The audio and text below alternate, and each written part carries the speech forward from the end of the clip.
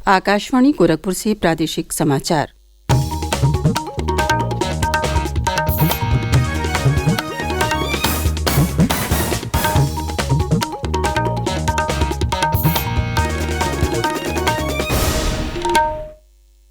नमस्कार। समाचार बुलेटिन के साथ मैं सुषमा श्रीवास्तव। पहले मुख्य समाचार। प्रधानमंत्री नरेंद्र मोदी ने विकसित भारत संकल्प यात्रा के लाभार्थियों से की बातचीत। गोरखपुर के टेराकोटा शिल्पकार से बोले, यूपी की प्रेरणा से पूरे देश में चल रही है ओडीओपी योजना। आज अयोध्या पहुंचेंगे मुख्यमंत्री योगी आदित्यनाथ। प्राण प्रतिष्ठा समारोह की तैयारियों का लेंगे जायजा। अयोध्या में लगेगी महर्षि वाल्मीकि की प्रतिमा। काशी की गंगा आरती की तरह होगी सरयू आरती। और शिक्षा, स्वास्थ्य तथा उद्योग का तैयार होगा प्रादेशिक इंडेक्स। मुख्यमंत्री योगी आदित्यनाथ ने दिए निर्देश।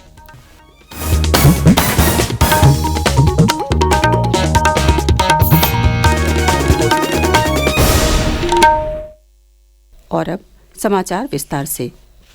प्रधानमंत्री नरेंद्र मोदी ने कहा है कि विकसित भारत संकल्प यात्रा के माध्यम से सरकार केंद्र की योजनाओं का लाभ लोगों तक पहुंचा रही है। कल वीडियो कॉन्फ्रेंसिंग के जरिए विकसित भारत संकल्प यात्रा के लाभार्थियों के साथ बातचीत करते हुए प्रधानमंत्री ने कहा कि सरकार समाज के अंतिम व्यक्ति तक पहुंचकर सभी को सरकारी योजनाओं से जोड़ रही है। उन्होंने बताया कि पिछले 9 वर्षों में केंद्र सरकार की कल्याणकारी योजनाओं से करोड़ों लोगों का जीवन सुगम बना है। प्रधानमंत्री ने कहा कि विकसित भारत संकल्प यात्रा ने अपने 50 दिन पूरे किए हैं। इतने कम समय में इस यात्रा से 11 करोड़ लोगों का जुड़ना ये अपने आप में अभूतपूर्व है। समाज में अंतिम पायदान पर खड़े व्यक्ति तक सरकार खुद पहुंच रही है, उसे अपनी योजनाओं से जोड़ रही है। विकसित भारत संकल्प यात्रा सिर्फ सरकार की ही नहीं बल्कि देश की यात्रा बन चुकी है। सपनों की यात्रा बन चुकी है, संकल्पों की यात्रा बन चुकी है। लाभार्थियों से बातचीत के क्रम में पीएम मोदी ने गोरखपुर के औरंगाबाद गांव निवासी टेराकोटा शिल्पकार लक्ष्मीचंद प्रजापति से भी संवाद किया। शिल्पकार ने ओडीओपी योजना से जीवन में आए बदलाव का अनुभव सुनाकर इस योजना के लिए मुख्यमंत्री योगी आदित्यनाथ की सराहना की। इस पर प्रधानमंत्री ने कहा कि ओडीओपी योजना उत्तर प्रदेश की प्रेरणा से पूरे देश में चल रही है।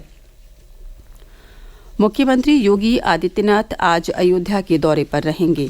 इस दौरान वे 22 जनवरी को होने वाले भगवान श्री राम लला की प्राण प्रतिष्ठा समारोह की तैयारियों की समीक्षा करेंगे। मुख्यमंत्री हनुमानगढ़ी, श्री राम जन्मभूमि परिसर, अमानीगंज जलकल परिसर, police control room, Lata Mangeshkar चौक, नगर निगम द्वारा निर्माणाधीन टेंट सिटी का निरीक्षण करेंगे।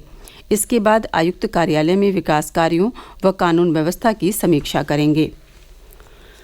पर्यटन विभाग अयोध्या में अंतर्राष्ट्रीय एयरपोर्ट के सामने रामायण की रचना करने की मुद्रा वाली महर्षि वाल्मीकि की प्रतिमा स्थापित करेगा। साथ ही भगवान सूर्य की प्रतिमा स्थापना तथा काशी में होने वाली गंगा आरती की तर्ज पर अयोध्या में सरयू आरती कराने की भी योजना बनाई गई है। इसे लेकर प्रदेश के पर्यटन एवं संस्कृति मंत्री जयवीर सिंह ने आकाशवाणी समाचार से विशेष बातचीत में कहा, वाल्मीकि इंटरनेशनल एयरपोर्ट अयोध्या, श्री अयोध्या जी के जो एयरपोर्ट है उसके ठीक सामने महर्षि वाल्मीकि जी की रामायण लिखती हुई विशालकाय मूर्ति की स्थापना भी हमारा प्रयास है कि 22 से पहले कराने का प्रयास कर रहे हैं। और चूंकि भगवान राम सूर्यवंशी थे तो अयोध्या में एंट्री पे सूर्य की प्रतिमा जबरदस्त स्वामी लगाने का काम होगा। और एक काम ये भी हम लोग प्रस्तावित किए हैं कि काशी की तर्ज पर रेगुलर आरती सरयू आरती होती रहे। जिस तरह माँ गंगा की आरती काशी में प्रखंड विद्वानों द्वारा होती है, काफी विद्युत जन कहते हैं, बड़ा ट्रेडिशन उनकी आरती होती है। तो नहीं वहीं से 2 विद्वान विद्युत जनों को ला करके सरयू में जो भी आरती कराते हैं उनको ट्रेंड करके वहाँ के लोगों को, वहाँ के विद्युत जनों को, वहाँ के ब्राह्मणों को पूरी स्किल्ड करेंगे वो। और 22 तारीख को लगातार भव्य दिव्य कार्यक्रम आरती का सरयू में होगा।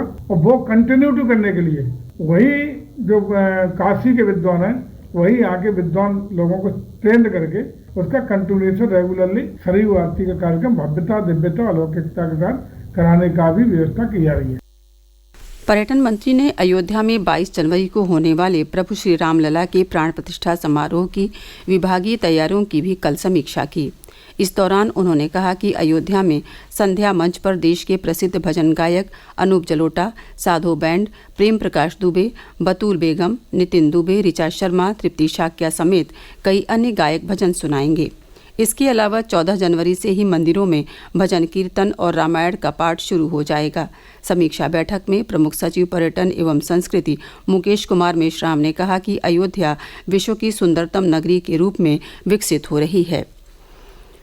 प्रादेशिक समाचार आप आकाशवाणी गोरखपुर से सुन रहे हैं। ये समाचार बुलेटिन हमारे YouTube channel AIR news Gorakhpur और ट्विटर हैंडल AIR न्यूज़_GKP पर भी उपलब्ध है। मुख्यमंत्री योगी आदित्यनाथ ने कल लखनऊ में एक उच्च स्तरीय बैठक में उत्तर प्रदेश को $1 ट्रिलियन की अर्थव्यवस्था बनाने के लक्ष्य की अद्यतन प्रगति की समीक्षा की। उन्होंने प्रदेश में शिक्षा, स्वास्थ्य, परिवारों की आर्थिक स्थिति और उद्योग का प्रादेशिक इंडेक्स तैयार करने का निर्देश दिया। उन्होंने कहा कि उत्तर प्रदेश देश के विकास का ग्रोथ इंजन बनकर उभरा है। पर्यटकों और श्रद्धालुओं की सुविधा के लिए 11 जनवरी से अयोध्या से अहमदाबाद की सीधी उड़ान सेवा शुरू हो जाएगी।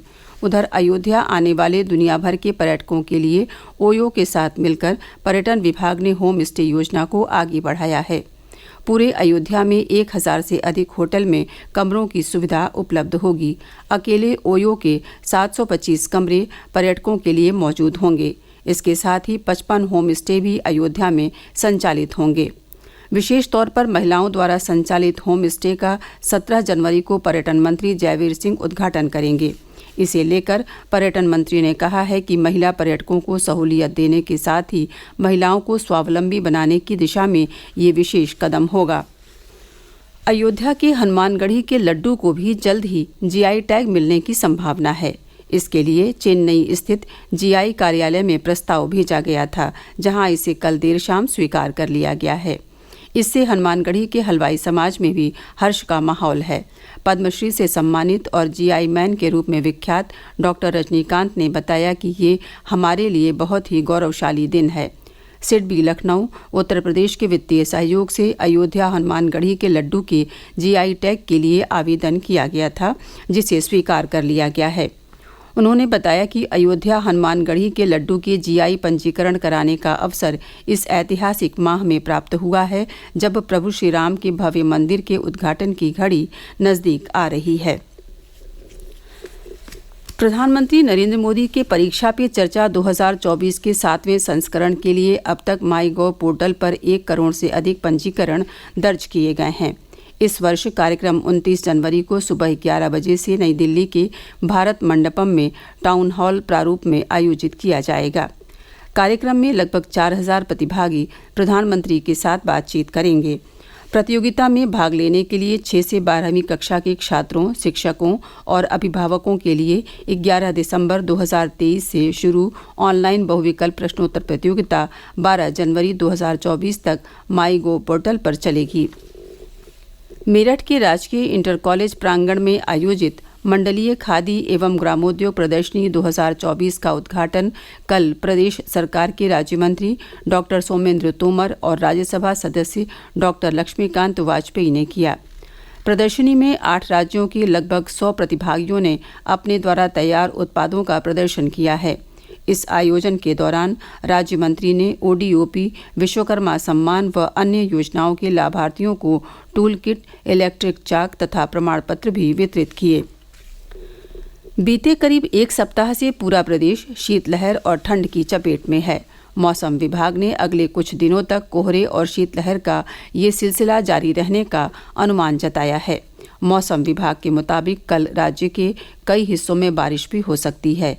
इस बीच अत्यधिक ठंड को देखते हुए कई जिलों में प्रशासन ने स्कूलों में छुट्टी घोषित कर दी है। और अब अंत में मुख्य समाचार एक बार फिर।